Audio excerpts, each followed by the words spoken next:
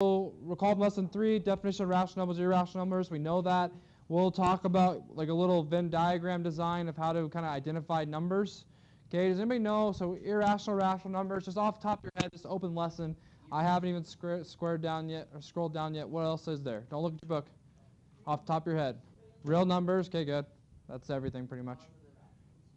Positive, not quite. Fractions, not quite a set, but those are all numbers. Whole numbers, yep. Integers, good. What's an integer? There you go. What's an integer? -1.2. Yeah, positive or negative, right? So integers can be -3, +5. Is -4.5 an integer? No. No, good. It has to be whole numbers. Okay, we'll get to that. All right. Good job, natural numbers. Good job, Rich. Okay. Okay.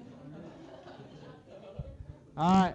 Decimal numbers, which repeat or terminate, can be converted into fractions, are called rationals. We know that. Decimal numbers, which are both non-repeating and non-terminating, are irrational. That was from 30 minutes ago. So if you didn't know that, wake up. Okay. The following sets of numbers are within the real number systems. This is the real number system. You have natural numbers. Natural numbers and whole numbers. What do you notice the only difference is? 0, correct. Natural numbers are counting numbers starting with 1.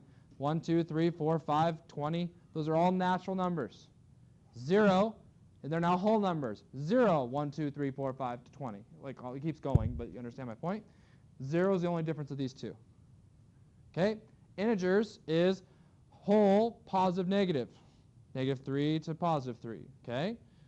Then you have rational number. That's everything else. That's your fractions. That's your positive, negative fractions. That's all of it.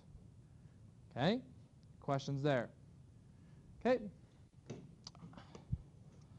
So this is what the Venn diagram looks like.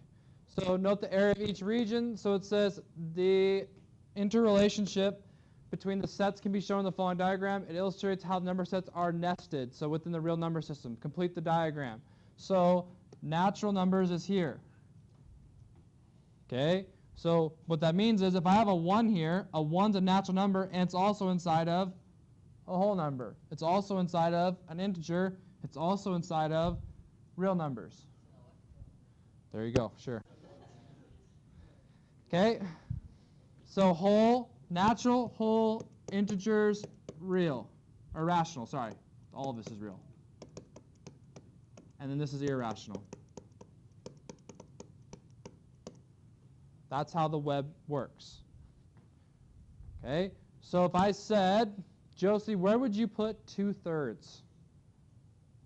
Where would you put 2/3? So we'll call this ring 1, ring 2, ring 3, or ring 4. 4, good. 2/3 is here because 2/3 is not an integer, it's not a whole number, it's not a natural number. Okay? Luke, where would I put 100?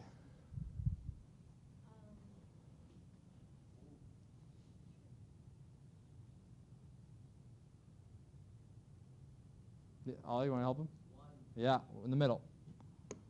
100, go right there. It's a whole number, it's positive, it's in natural numbers. It's a counting number, okay? There's not a limit on natural numbers. Could be 1,000,000. Yeah? Yeah, the whole would have 0. The only thing new is 0, and then it's everything from here. Yeah. So 0, like if we're doing, the only thing that, actually what you're saying, the only thing that would be just in ring 2 by itself would be 0. That is correct. Okay? You guys hear that? Good? Okay, where would I put -8, Aiden? Where'd -8? Third ring, good. Integer, whole number. Okay, you guys getting the idea of it? Okay, that's the real number system. Okay, perfect. Moving on. For each of the following, write all these sets of numbers to which the given number belongs. Okay, I'm going to give you a little bit of a break here. You don't have to list them all, because we know if it's natural, it's what? It's everything above, right? So you just write the ring it starts in. Does that make sense? So for 9, that would be natural. And then just draw an arrow down. To me, I know you're saying it to the rest of them as well. It's natural, it's whole, it's an integer, and it's a rational number. Okay, try those 4.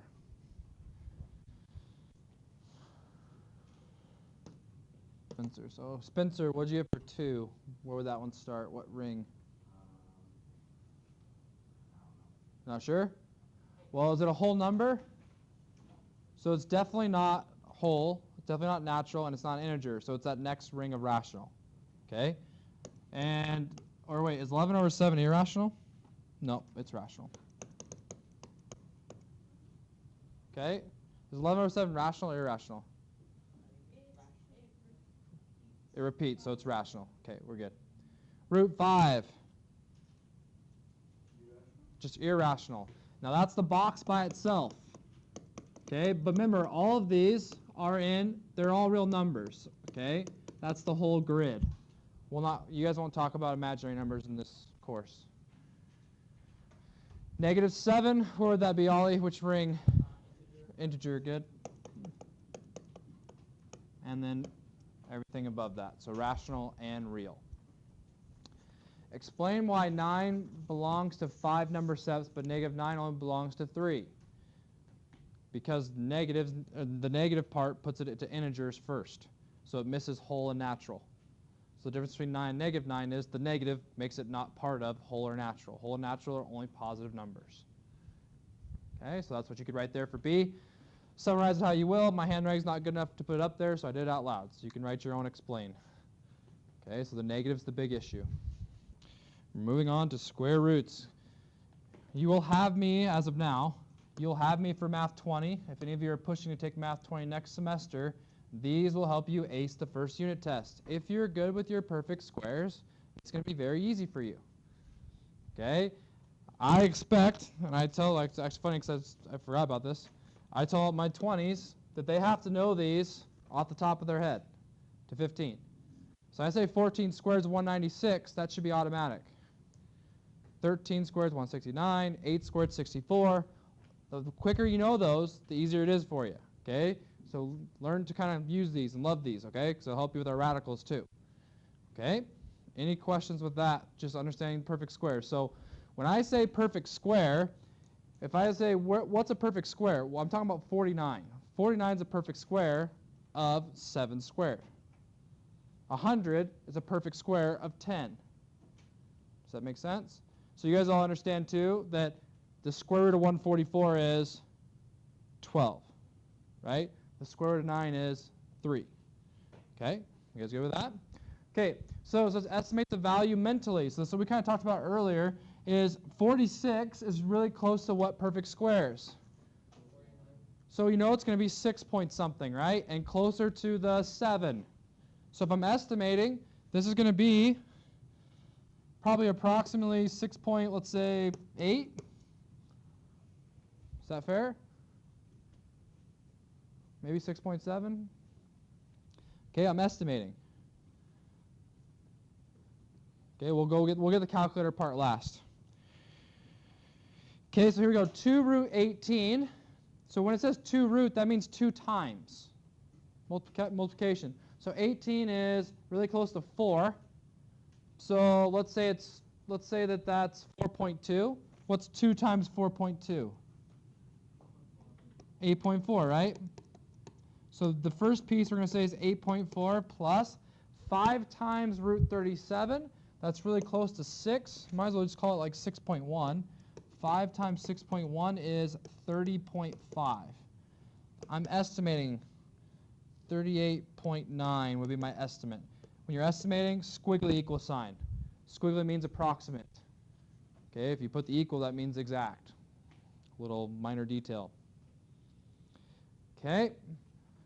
Don't worry about the negative. We'll just do that last. Root 5 is just barely bigger than 4, so it's going to be negative 2.1 or 2.2 would be my guess there for an estimate.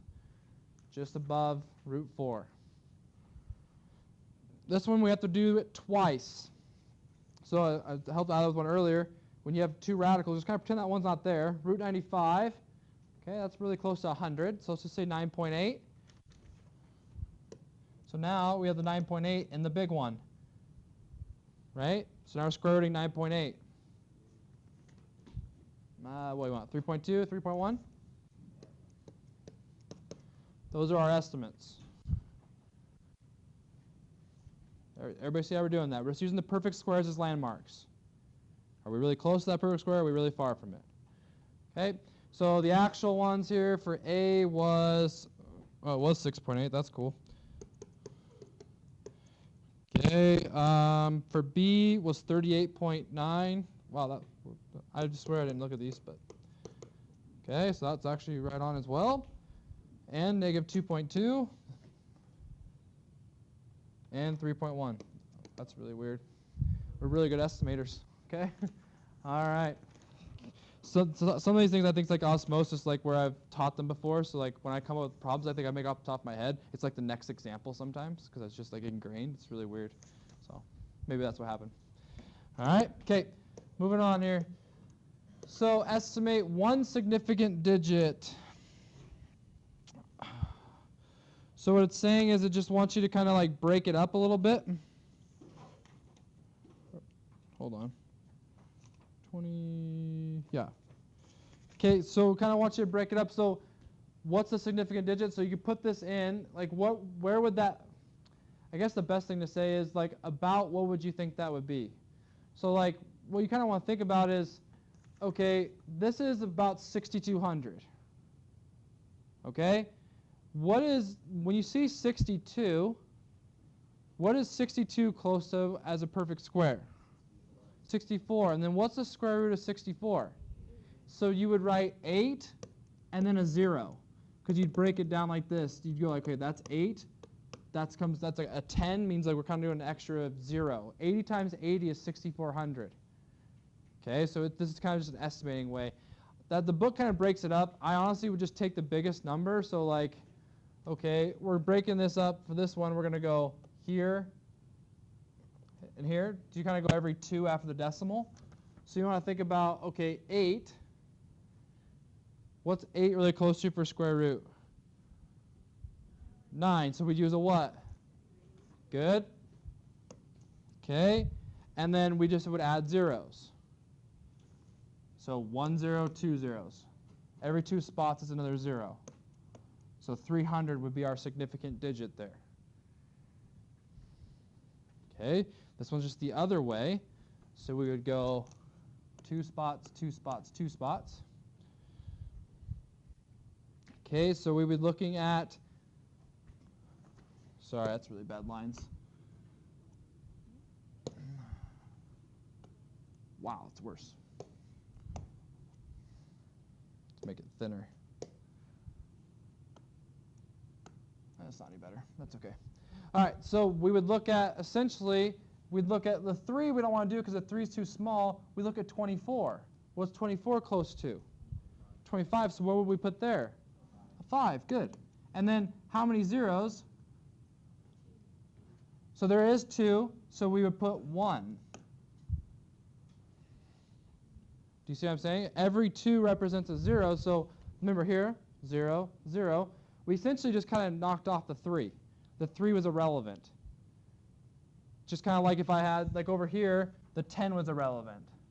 We just looked at 6,400. Because they're not significant. Does that make sense? That's why the 3 wasn't what we looked at. If you're saying, wait, why didn't we go for 2? Okay, because it wasn't relevant. Okay, last one here. Oh, they moved it over 1 on us. So 43. What's 43 close to? So like, oh, the 43 again is not the relevant one. We want to go with the bigger one. What's the 0, 2 close to? 4 or 1, right? Because 1's a perfect square. So it's actually closer to 1. So this one would be 0.1. Okay. I kind of had trouble reversing my thinking too on this, and I think I'm probably confusing you guys a bit. The decimals, think about what's bigger. So over here, we want the bigger stuff, right? But when you write a decimal, where's the bigger digits? This is bigger, right? 0.02 is bigger than the 4.3. With decimals, just like 0.5 is bigger than 0.05. Okay, so when you're doing your decimals, you'll kind of come from the left to the right. Okay, so it's not like symmetrical. All right, good. Okay, cube roots. Okay, so the thing with cube roots is you can have negatives. Okay, we're good on time here. Okay, you can have negatives, the biggest difference. Square roots, we cannot square root negatives. Okay, because something times itself will never be negative. All right, so cube root, perfect cube. So like perfect cube of 1,000 is 10. If you put that in your calculator, cube root of 1,000 is 10. These are the ones you should know, kind of like what I said earlier. I kind of say generally to about 7 or 6 is good. You don't use the 8 and 9 as often because they're so big, but just keep those in your mind. Okay, so let's try the estimate game here again. So 11, just a little bit bigger than 8. We're going to go 2.3.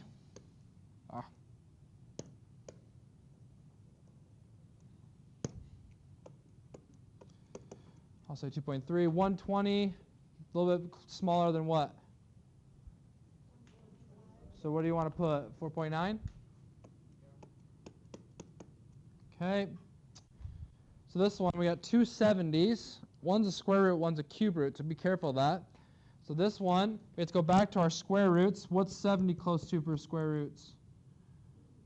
Yeah, 81 and 64, right? A little bit closer to 64, so it's going to be a little closer to 8 rather than 9, so 8.4. So we'll go 4 times 8.4 minus 4 times the cube root of 70, just a little bit bigger than 4. We'll say 4.2. All right, so that's 33.6 minus 16.8. Somebody do that for me? Just help me with my decimal carrying. 33.6 minus 16.8.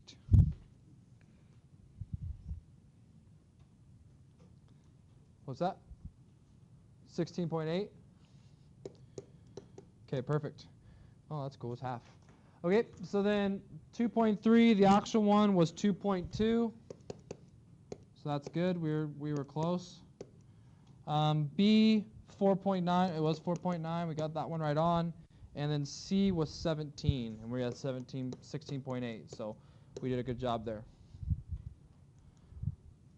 That's just if you actually put in your calculator. Remember, we estimated first.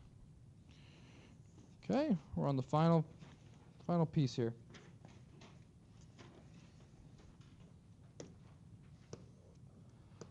All right, so absolute value of a real number can be defined as a principal square root of the square number. So I'm going to kind of skip this a little bit, and I'm going to teach it this way. Let's go to the idea of this. In life, what is a number, like I'm thinking about real world, that can never be negative? Okay, that's the actual number. I want like an application. Like temperature. Can temperature be negative? Yeah. Okay, good. What else? Like, give me some things that can never be negative. If you're buying something. Well, we can have debt. Somebody could really want to pay you to take something. What's that?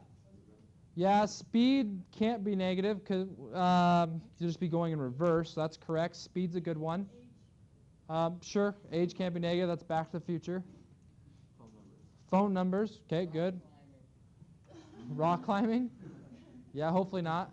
Okay, the biggest one that kind of built off of speed and off of maybe even age a little bit is length. So like if I'm talking about like from Denise, can I ever be negative 3 feet from Denise? No, I'm just going to be 3 feet somewhere around her, right? I can never be negative 3 feet from her. So absolute value is the distance from 0. Does that make sense? So what that does is, if I say, what's the absolute value of negative 8, how far is it from 0? It's 8. Yeah. I can't be negative 8. So that's essentially how I want you to think about absolute value. Okay? Absolute value is a distance from 0. So if I say, what's the absolute value of negative 6? It's 6 units. Okay? Does anybody want any more clarification for that? That's what we're doing when we say absolute value. Okay. So that kind of gets over that whole thing there. So if you're doing, to graph an inequality, if I want the absolute value of A to be less than 4, so the absolute value of A to be less than 4 needs to be negative 4 to positive 4. Okay? Because we want less than, so we want all these numbers in here. If you're saying, well, what do you mean? Well, what's the absolute value of negative 3? Is 3 less than 4? Yeah, that's why it's in here. 0. Is 0 less than 4? 3 less than 4. So yeah, all this works for that inequality. Okay, so let's just take the same example here. What if I said absolute value of a greater than, let's say, 3? What would that look like, you think? Greater than 3. Okay, I can tell you one thing. Open dots is because it's not what? Equal to. That's from, we talked about Math 9. Remember, open dot for not equal to, solid dot if it's equal to. So again, we have open dot. Where's my open dots going to be? Let's just find the landmarks. If it's 3 and -3. If I want greater, where do numbers get bigger from these points? Good. And before 3, right? Because negative. Oops. You see what I'm saying? Because absolute value of -6 is what? Is that bigger than 3? Yeah. Think about that. The absolute value of a bigger negative is a bigger number. Absolute value of -8 is bigger than 3. It's 8. Absolute value of 8 is just 8. It's bigger than 3. So like this one, they wanted less than, so the one they did an example came together. This one, they wanted the outside because they wanted to get bigger. There's a lot of numbers bigger than 8, or 3, I mean. Okay, 1,000,000, -1,000,000 if we're doing absolute value. Okay. All right, so evaluate these. So absolute value of -7 is just 7 plus 7. It's not flip, okay? It's distance. So a positive stays a positive. You don't go, oh, well, this is negative now. Okay, it's a distance from 0. Get that through your mind, okay? So 7 plus 7, this is 14. 1 minus 5 is -4. So then what's the absolute value of -4? 4. Now this is the curveball. That negative is outside of the what? It's outside of the absolute value. Okay, you talk about this in Math 9. That's the only thing that messes people up. That can never be changed. So no matter what happens, this answer is going to be what? Good, negative. Okay, so square root 81 is so what it looks like now. It's going to look like this. Square root 81 is 9, has a negative. What's the absolute value of -9? 9 with a negative. Okay, all right, perfect. And okay, we will just the bottom there is just the number line that we just did above. So you guys can do that on your own. We'll finish it tomorrow. Okay, good job as a grind today. Good work. We'll go easy on you tomorrow. Just in time for